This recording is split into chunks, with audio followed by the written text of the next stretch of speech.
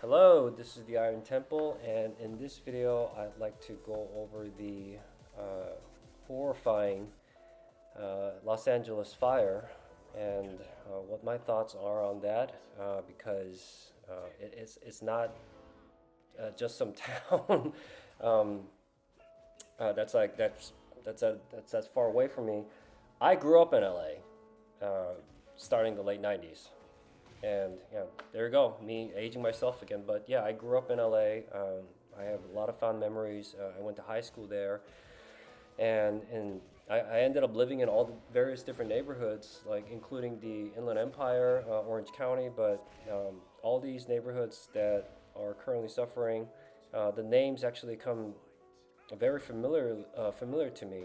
And I didn't quite live in Pacific Palisade per se, but one of the areas that my family was living actually was affected. It's at the northern part of LA, off the 210 freeway, and in some ways, I guess we kind of dodged it because we all kind of migrated to Northern California.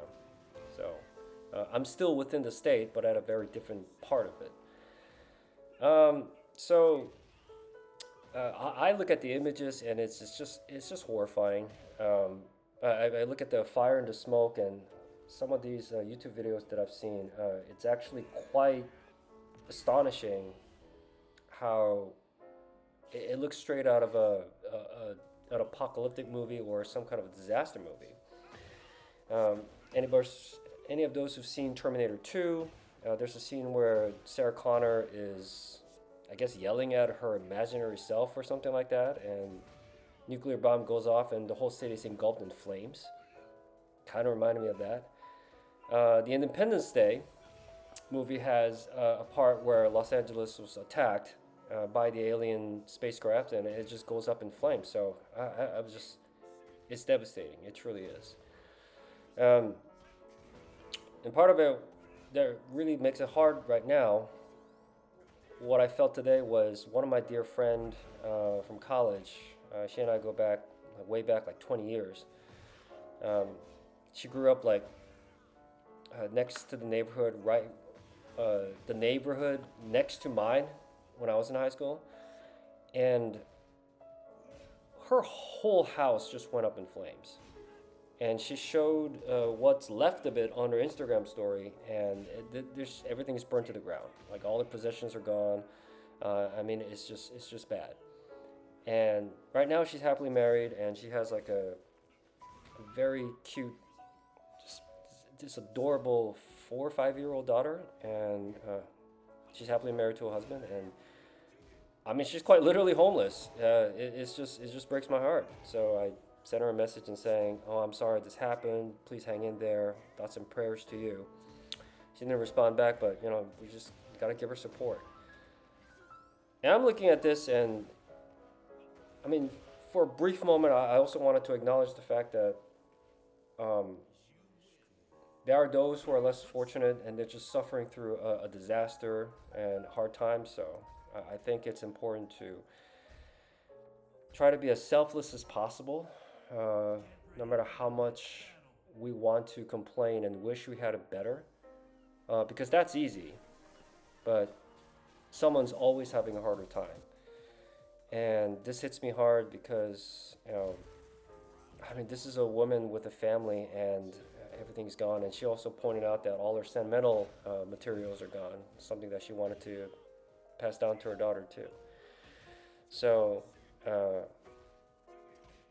I, I looked at the some of the politics and I guess some of the municipal services that were just like ill prepared. It's also tragic, but I don't want to get too much into the politics of it, even though this deeply affects me because I live in the same state, and it kind of makes me wonder if I'm even doing the right thing by continuing to live here. But this message is about giving thoughts and prayers and making sure that our heart's in the right place. Especially because this morning I woke up again feeling like, oh my God, focusing on things that I didn't have or I was lacking. Like I said, human mind can be pretty selfish and wicked, But we just have to constantly remind ourselves that, it's not just all about us. Definitely not. So, to the victims, please hang in there. And I mean, if there's any kind of like GoFundMe, I mean, I think I'm gonna try to look for it and see if I can contribute a little bit.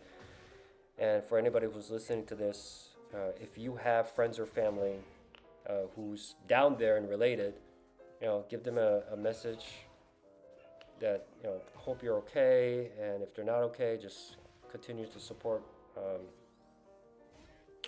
whatever they're going through.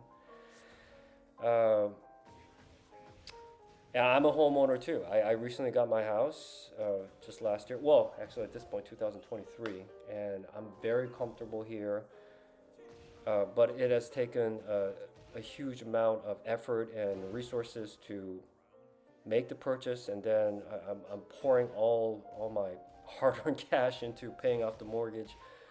But it's worth it because I love staying here. It's comfortable. I can heal really well from work, from exercise. I mean, this is my home, HOME.